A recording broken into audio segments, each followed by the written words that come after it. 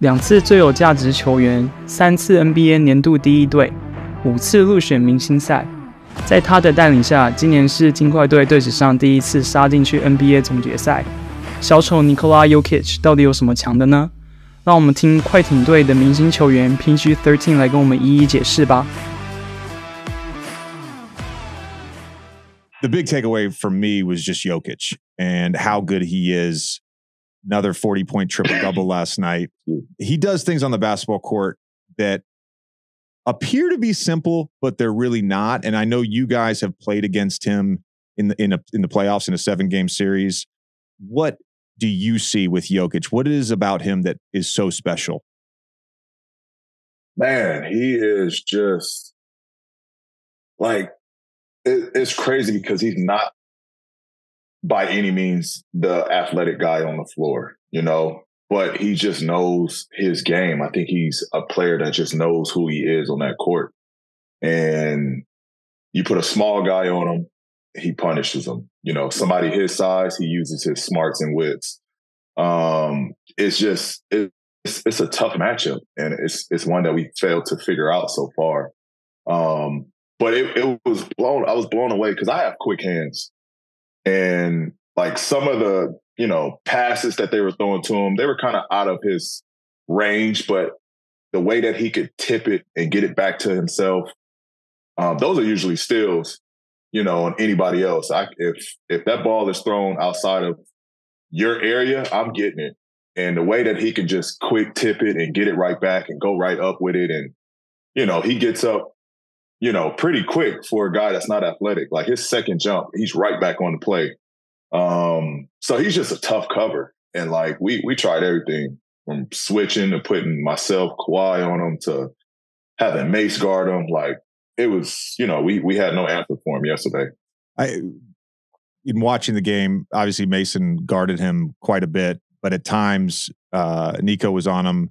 You guarded him, Kawhi guarded him. And so a lot of the strategy was around fronting, and that was something I noticed as well on those lob passes over the top. And you guys got a couple of them that were sort of underthrown, but the lob passes over the top, it you know, with your guys' length, it seemed like you were going to get the basketball, and he's just able to sort of corral everything within his space. That Dwight was way more athletic than him, but the player that I relate that to, because I played with Dwight, was just his ability to grab a basketball that was outside of everyone else's space. Like the normal amount of space that a player can cover and get a basketball, Dwight was as good as anyone is getting something outside his space.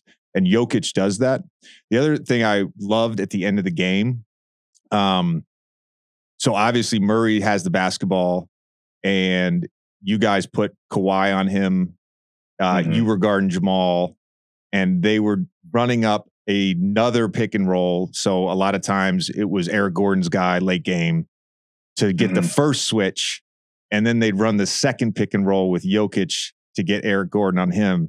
And it's that like game of chess at the end of the game that I find so interesting, the manipulation of matchups, and everybody does it, but that's the part of the game to me right now that is like really exciting. Yeah. I mean, because you know, like you said, it's chess. And so like we were doing it on our end, you know, we found like if Murray or KCP was going to guard me and Gordon was going to be on Kawhi, well, then I'll set the screen, put Kawhi on the block with a smaller player on him, like, you know, KCP or Jamal Murray or Bruce Brown, like we'll go at him that way as well. But it's just, you know, it's what the game turned into, especially with a bunch of guys or a bunch of teams that are going towards the switching lineups, because it's just so hard. Like it's hard to be in coverage with the way the game is played now and how well teams shoot. You try to keep out of, you know, rotations as much as possible. And so like, yeah, you know, what Coach Malone did over there was smart, trying to get EG into the action to free up, you know, because we know where the ball is going. We know what's going to happen. And he's so good in the middle of the floor. You know, I think that's why it's so tough with Philly as well. You put Joel Embiid in the middle of the floor, and now you can't double or you can't, you know, he can see all of that. You know what I mean? When he's facing at the elbow or facing at the foul line, it's impossible to bring a double. Yeah. No double. You can't double from right there. And so it's just, you're at his mercy at that point. 看完这段访问后，我们大致上可以了解为什么小丑这么难守。我帮大家整理了3个重点。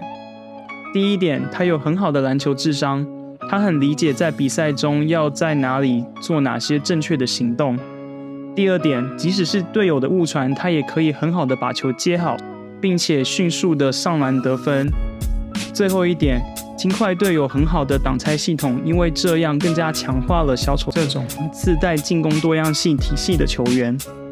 我有一个很喜欢的篮球 YouTuber 叫做 Thinking Basketball， 他有一个影片就分析了小丑他的强项到底有哪些，像刚刚的访谈中提到的事情都有在他的影片中谈到一些。如果大家都有兴趣的话，请务必在留言区留言，我就会去翻译他的影片来跟大家分享。那希望大家喜欢这样的影片，喜欢的话记得订阅、按赞、分享给其他的球迷们。那我们就下次再见喽 ，Peace out。